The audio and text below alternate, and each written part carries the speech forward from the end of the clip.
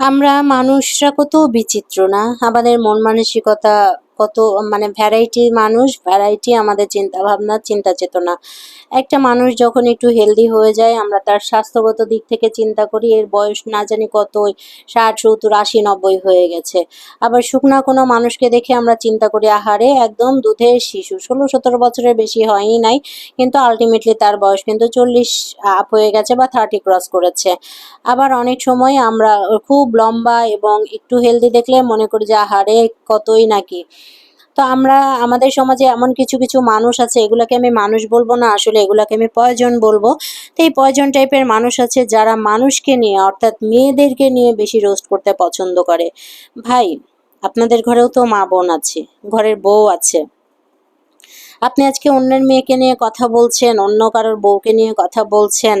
আপনার ঘরের মেয়েটি যখন অন্য কারোর বউ হবে, আয়নায় কখনো দেখতে পেয়েছেন যে আপনার ঘরের মেয়েটি আসলে কত সুদর্শনা?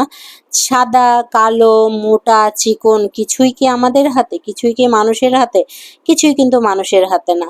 তাহলে আমরা কেন এত বড় বড় কথা বলি? কেন মানুষকে আমরা আঘাত করে কথা বলি? কেন মানুষকে আমরা রোস্ট করে কথা বলি? আজকে মরলে কালকে 2 দিন সব পড়ে থাকবে। সাদা চামড়াও যে মাটির নিচে যাবে, কালো চামড়াও কিন্তু সেই একই মাটির নিচে যাবে।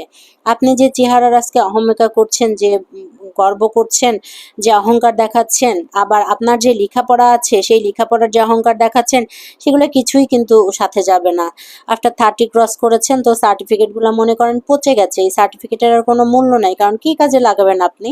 তখন শুধু মনে হবে আহারে আমি জীবনে এটা করেছি, আমার সব কিছু শেষ হয়ে গেল।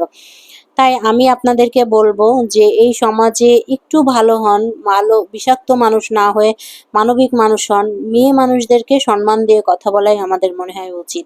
কেউ মোটা হলে তাকে আমরা রোস্ট না করি, কেউ মোটা হলে তাকে আমরা কটূক্তি না করি। সে মোটা হয়েছে, বিয়ের পরে একটি মেয়ের কিন্তু শারীরিক গঠনে অনেক চেঞ্জ আসে। আর যদি তারপরে বাচ্চা হয় তারপরেও কিন্তু তার শারীরিক গঠনের অনেক চেঞ্জেস আসে এবং সে কিন্তু একটা সময়ে হরমোনাল নানান ধরনের জটিলতায় ভুগতে থাকে। কখনো হেলদি হয়ে যায়, কখনো কিন্তু আবার স্লিম হয়ে যায়। তো এগুলো নিয়ে আমাদের মনে হয় যে কোনো মেয়েকে আমাদের আঘাত করে কথা বলা উচিত না।